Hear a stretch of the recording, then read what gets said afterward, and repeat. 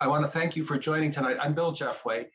I'm the Executive Director of the Dutchess County Historical Society, and we have created this virtual event space in our terrible pandemic year, maybe the only bright spot, and are pleased to say that we're beginning to have quite a library of our recorded presentations.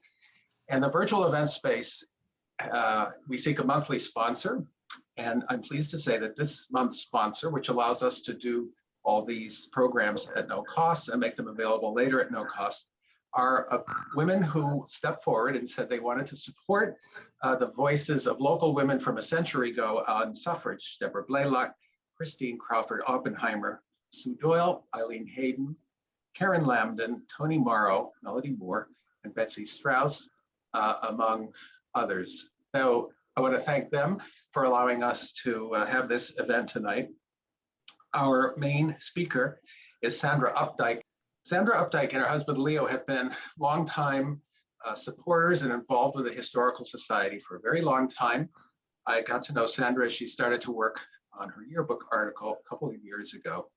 But she has studied and written about women's suffrage at a national level, and then really has added this study and writing about women's suffrage at a local level on top of that. So she really brings a unique perspective. She was the Helen Wilkinson Reynolds Award winner, or is the current winner.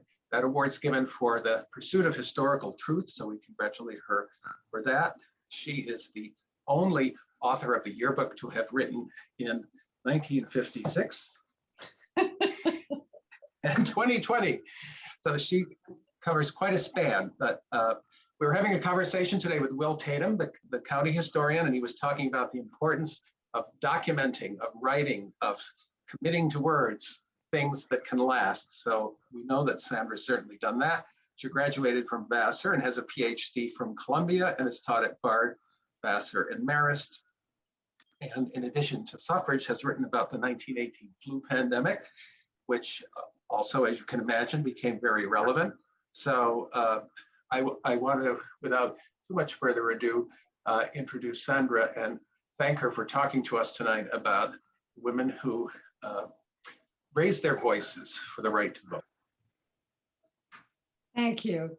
Well, I'm very grateful for the award, and I'm also grateful to Helen Wilkinson Reynolds, for whom it's named, because she kind of invented the role of lady historian in Dutchess County. I always love the fact that when President Roosevelt wanted to be sure that some new federal building that was being built around here was harmonious with local architecture, she was such an authority on Dutch colonial architecture, he had just one request. He would say, "Get me Miss Reynolds." And I always think every historian dreams of being that indispensable. So what I want to share with you tonight is a bit of local history that I wrote. And as Bill said, it's about women's suffrage in Dutchess County. And I thought I'd start by giving you a little backstory about the national campaign for the vote, just so you'd have some of the context for what happened here. So if we could have the first slide. Let's start with that famous convention on women's rights in Seneca Falls in 1848. Here's Elizabeth Cady Stanton presenting her version of the Women's Declaration of Independence.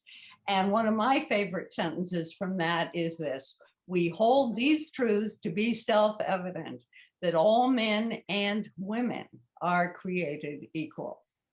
Well, along with the declaration, she presented a list of demands, and on that list was the right to vote. Next slide. Now, once the convention was over, Stanton's mind was just humming with ideas about other things to do to build up the women's rights campaign, and that's her on the left. But as you see, she had already 2 children then, and she kept having more. So she really wasn't free to travel. But luckily, she teamed up with Susan B. Anthony, that's her on the right, who was single and a born organizer. So from then on, Stanton pretty much stayed home and wrote brilliant speeches and essays And Anthony took them out to the women around the country and built the movement. Here's how Stanton's husband summed up the partnership when he was talking to his wife. He said, "You stir up Susan, and Susan stirs up the world." Next slide. And then came the Civil War. Now, during those years, the women suspended their activism and worked for the Union war effort, hoping that their service would be remembered when peace returned. But when the war ended, Congress, as you can understand, was mainly focused on the fate of the former slaves. There was a strong feeling that the freedmen should be given the vote, especially because of Black soldiers' heroic service during the war. Now, Stanton and Anthony hoped that women would get the vote at the same time. As Stanton put it, "We intend to avail ourselves of the strong arm and blue uniform of the Black soldier to walk in by his side." But that's not what happened. When the 15th Amendment was passed, it only covered Black men. No women, Black or white, got the vote through the 15th Amendment. Next slide. But then the women said, wait, the 14th Amendment says that everyone born in the United States is a citizen, and voting is a right of citizenship. So we shouldn't have to ask for suffrage. As citizens, we already have it.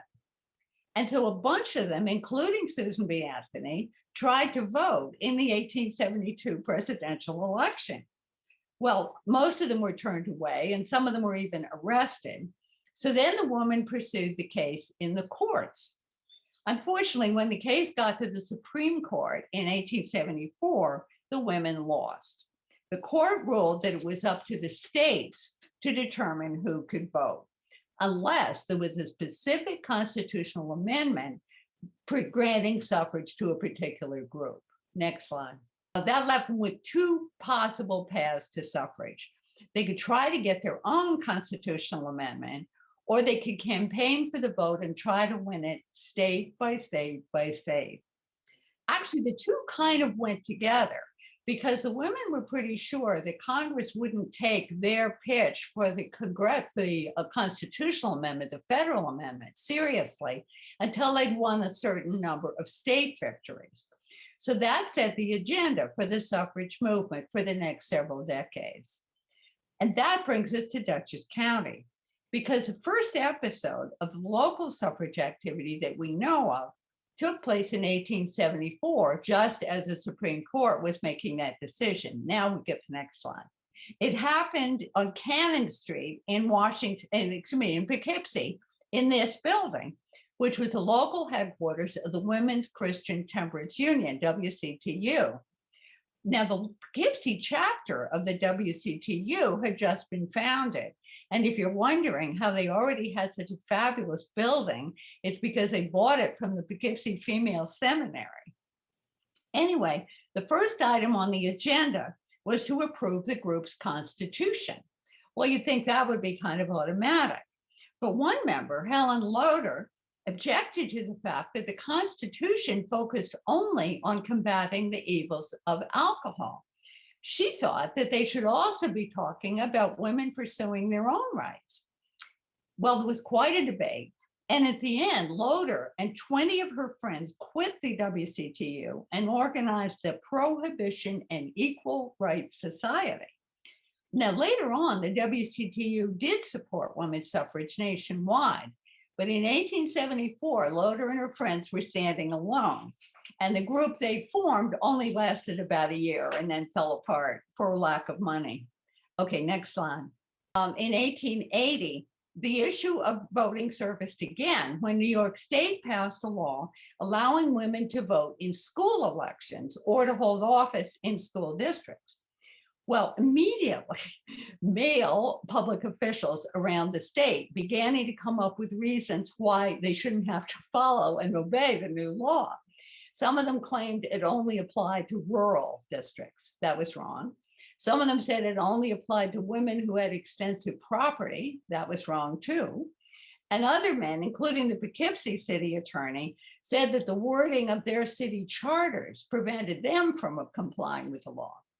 Well, given this chilly welcome, not many women in the state actually did try to vote, and most of them who did try got turned away. In fact, among the women who got turned away was that same Helen Loader, who tried to fire up the WCTU on women's rights 6 years earlier. Loader got rejected again when she tried to vote in the Poughkeepsie school election.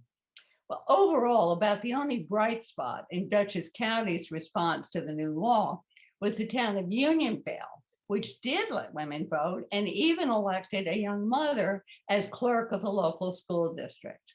Next slide. Now, the next time that suffrage got significant attention in Dutchess County, was 1894, when New York called a convention to write a new constitution, a state constitution. Well, Susan B. Anthony lived in Rochester, and she immediately launched a campaign to get votes for women written into this new state constitution. And here she is huddling with her team, plotting out the campaign. Now, part of her strategy was to deluge the Constitutional Convention with pro-suffrage petitions from all over the state, including, of course, Dutchess County.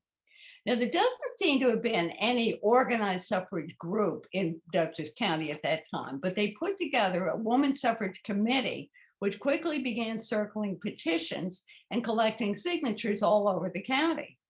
Statewide, the suffrage has gathered 500,000 signatures, but the delegates still refused to include women's suffrage in the Constitution. So why did the idea of letting women vote face such resistance? Next slide.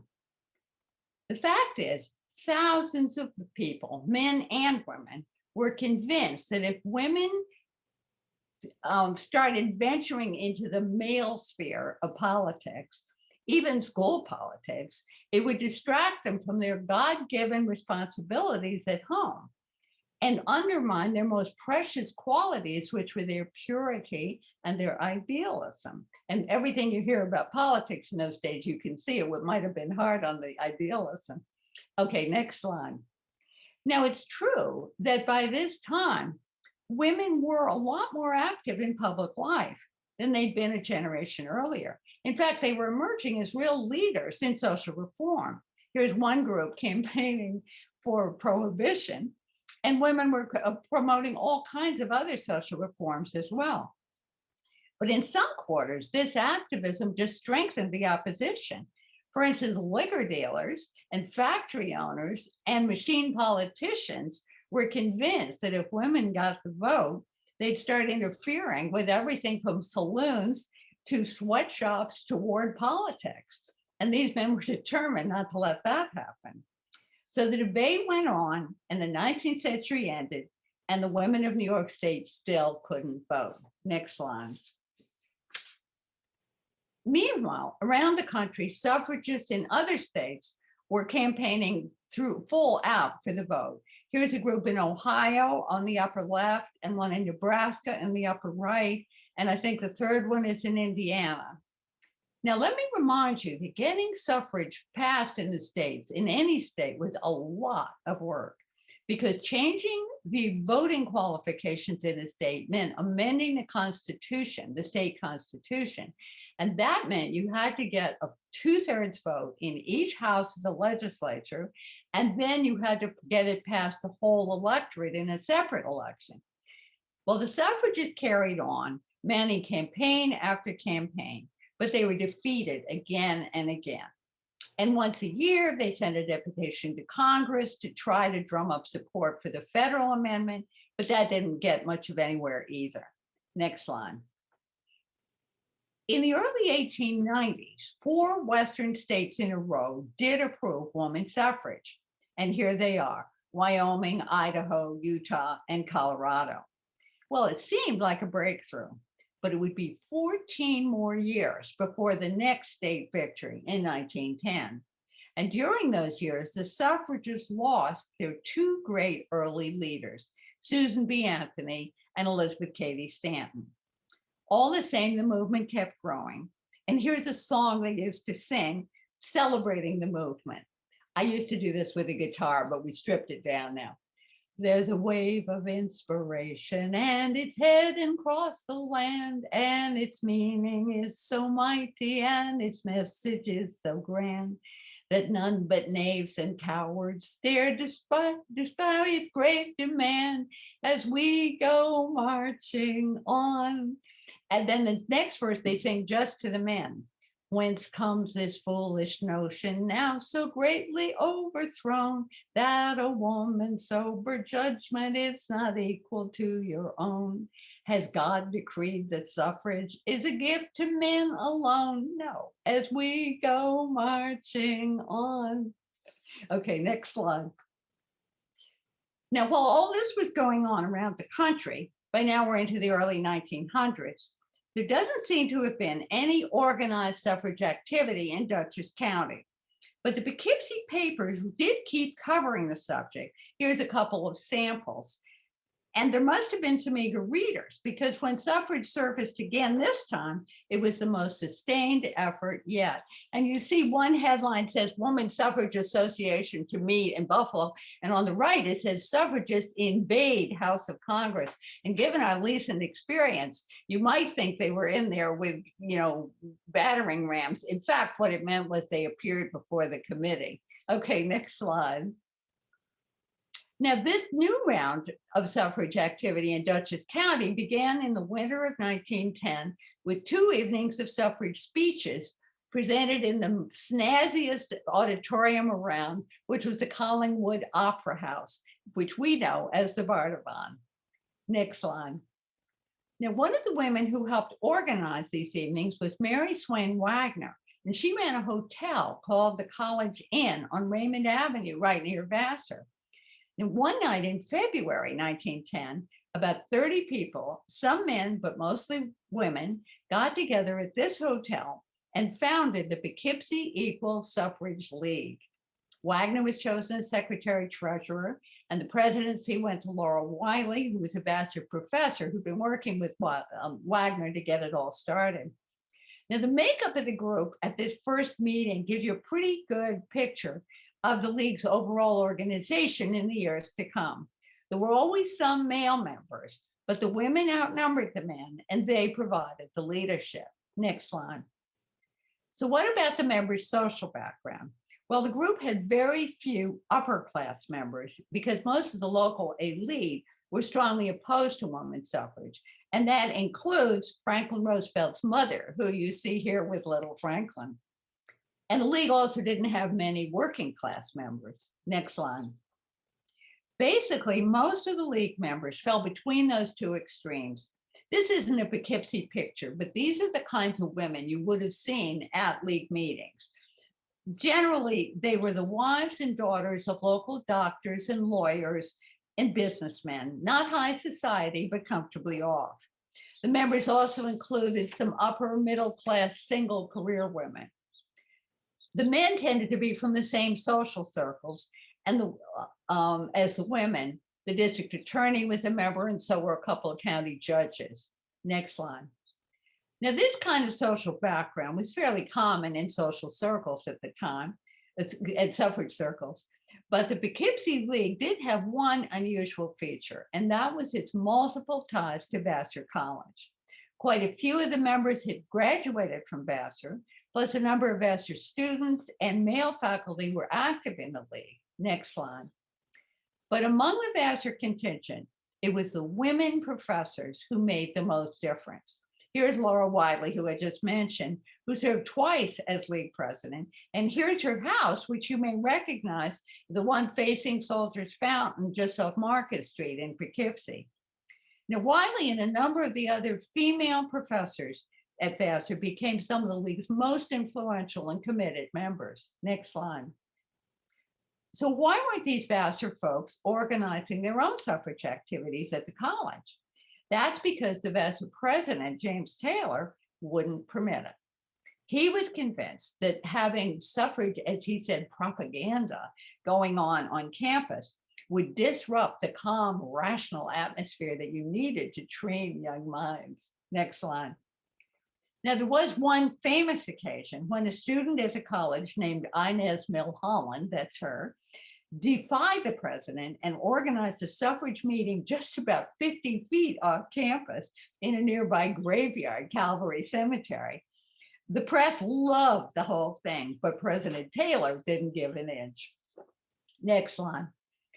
Now, Vassar got a new president in 1915, Henry McCracken. Now, McCracken was more liberal than Taylor, and he did personally support women's suffrage, but he was just as reluctant as Taylor to have suffrage agitation going on campus.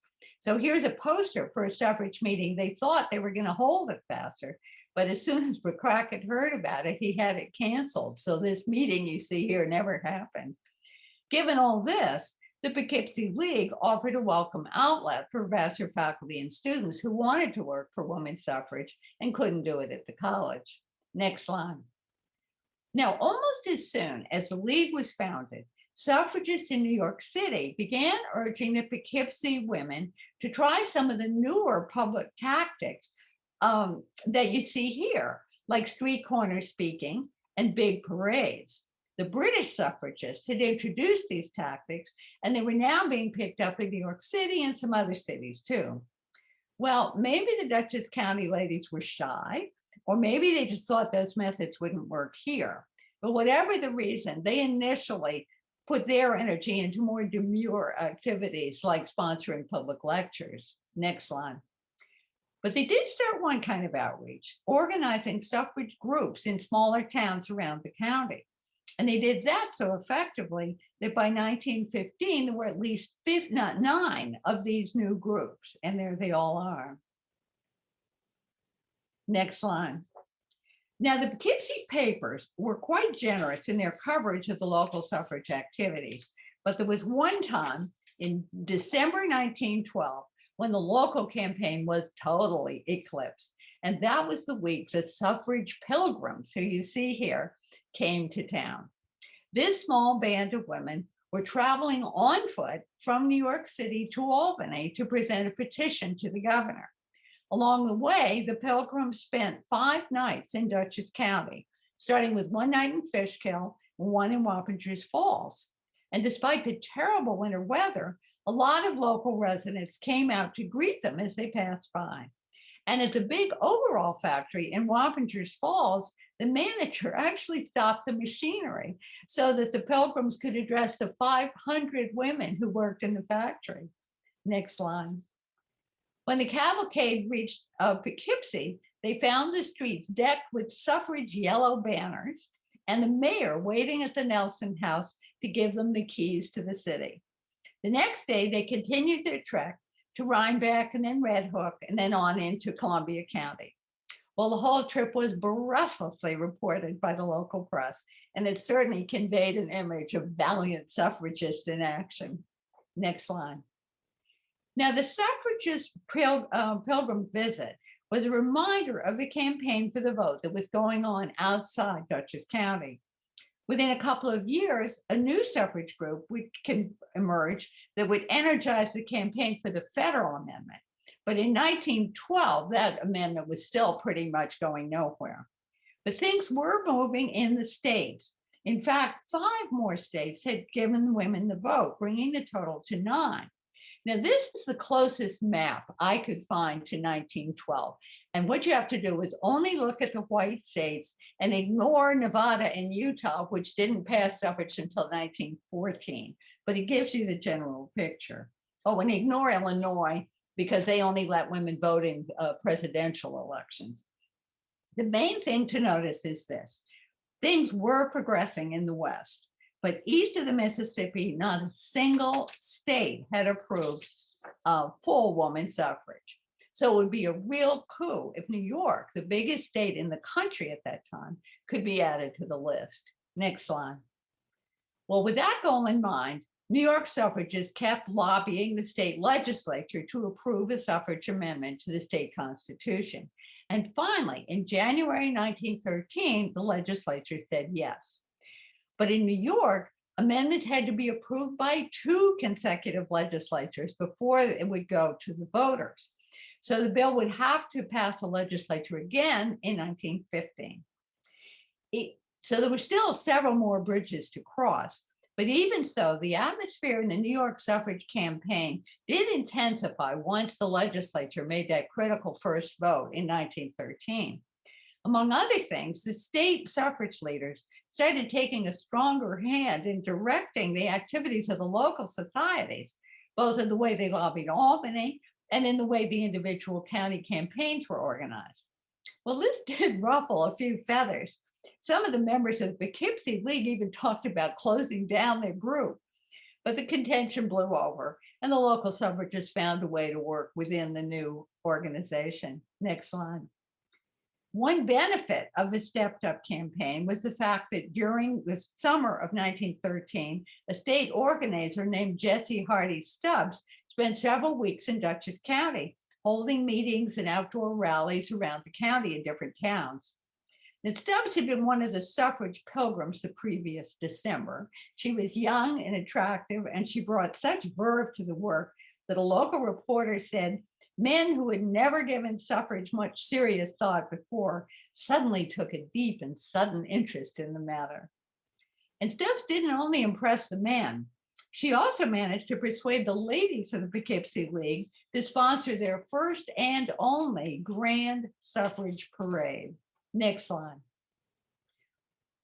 Now, I wish I could show you a picture of that parade, but the closest I've been able to come is this one from a few weeks later, when a lot of the same women marched at the annual Amenia Field Day. So just picture these same ladies, only a lot more of them, on July 4, 1913, marching down Main Street in Poughkeepsie. You have to picture row after row of women dressed in white and a float carrying a Statue of Liberty, and another float on which 9 beautiful girls represented the 9 suffrage states, and a contingent of 34 male supporters, and a regimental band, plus yards of yellow ribbon, and a whirlwind of boys on bicycles. Next slide. Well, Poughkeepsie never staged another suffrage demonstration quite as splashy as that parade. But the event did reflect a growing intention to reach out to a wider audience. Of course, one way that you reach more people is to go where the people are. So the League members began to put aside their earlier hesitation and began holding their own outdoor rallies.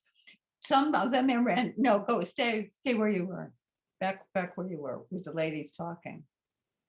Can you get back there? So some of them were, now this is all too far ahead. The back of that, yeah, there. So they began holding these rallies, some of them around the county, but a lot of them here at Main and Market Street. And you'll notice that in those days, Market Street, which comes in from the right, ended at Main Street, because it was only later that it was cut through all the way to where the post office is now. Okay, next slide. Besides the rallies, League members also began speaking to more community groups. For instance, they made their first outreach to Poughkeepsie's African-American community with a visit to the local AME Zion Church. That's the news story on the left. They also spoke to the local firemen, whom you see here, as well as teachers and church ladies and factory workers and every other group you can think of, from the Knights of Columbus to the Socialists. Well, in early 1915, the state legislature approved the suffrage amendment for the second time, and that cleared the way for it to go on the ballot in November. So with the final goal in sight, the Dutchess County suffragists redoubled their efforts. Next slide. Now, the anti-suffragists picked up their pace too. Now, these women hadn't been very active in the past, probably because there hadn't seemed like much danger that suffrage was going to be approved. But in 1915, with the amendment actually on the ballot, the antis began holding more public meetings, writing more letters to the editor, and in September, they even set up their own booths at the county fair. Next slide.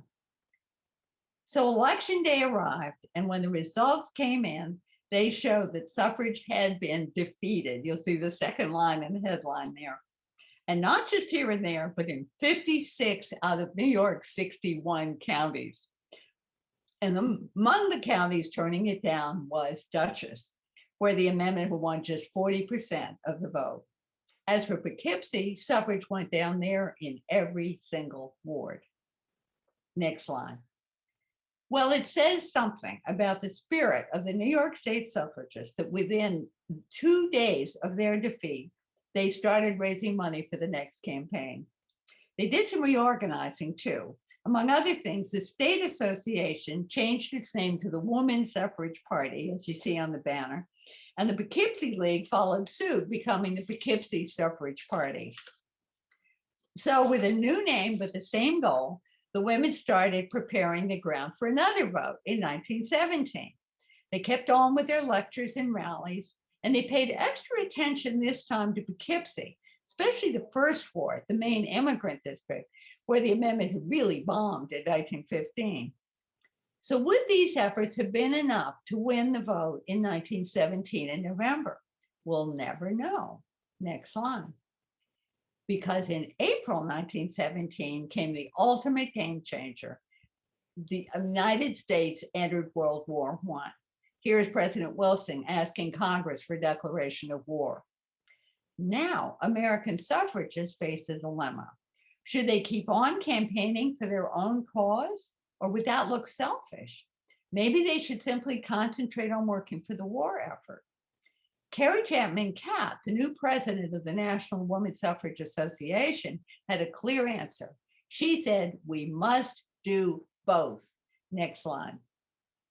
Here's a poster they used in New York State that stresses the double message, showing advocacy for suffrage with a strong reminder of women serving the nation. They say, we are ready to work beside you, fight beside you, and die beside you. Let us vote beside you. Next slide. Oh, no, wait, sorry, I want to go back one first. Well, we'll stay here then, yeah. And that was the line that suffragists followed in Dutchess County. Between April and November 1917, they continued to organize suffrage lectures and rallies and parties, but they also made a major, highly visible contribution to the war effort. Now we get the next slide. At the time, the government was urging American women to do their part by growing and preserving more food. Dutchess County suffragists zeroed in on canning as their special project. They did a lot of canning themselves. They offered classes in canning, and they helped coordinate canning for the whole county.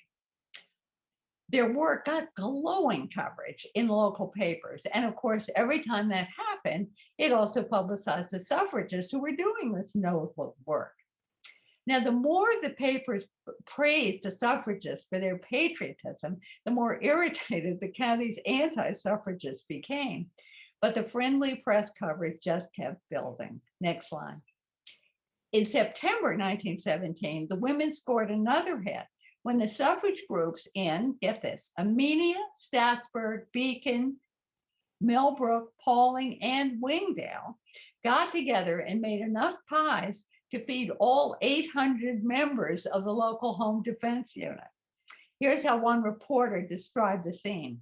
The men gave cheer after cheer for the bounty of the suffrage party and declared that such good cooks would make good voters. Next one. So election day 1917 arrived. This time, the vote count produced both good news and bad news. The good news was that after doing so badly in Poughkeepsie in 1915, the suffragists had managed to win it this time. That made Poughkeepsie one of the very few cities along the Hudson from Yonkers to Saratoga that passed the amendment. Now, I'm missing a couple of wards on this chart, but you get the pattern.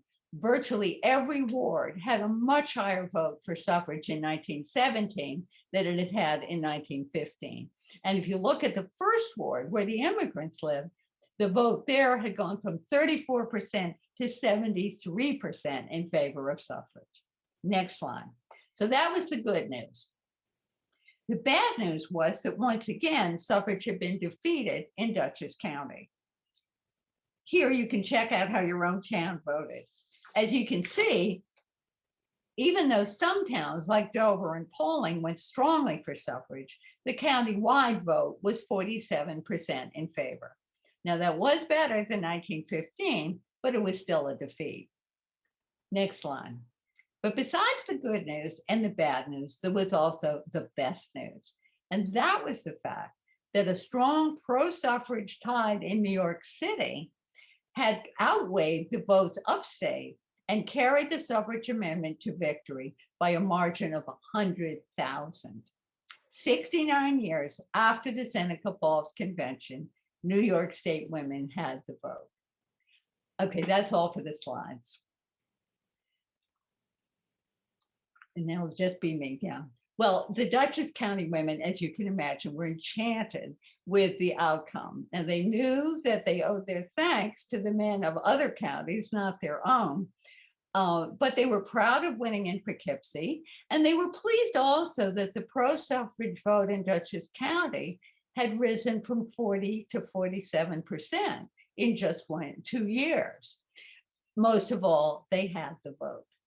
Now, it would be 3 more years before the federal suffrage amendment was passed and ratified, making women's suffrage the law of the land. But that victory in New York State did give a real boost to the national campaign, not to mention the fact that all by itself, New York State had just enfranchised almost 2 million women. So you can understand the rapturous applause that broke out at a meeting in Poughkeepsie not long after the election of 1917, when the main speaker for the evening welcomed the ladies in the audience with these words, "Fellow citizens." And that's the end. Thank you very much.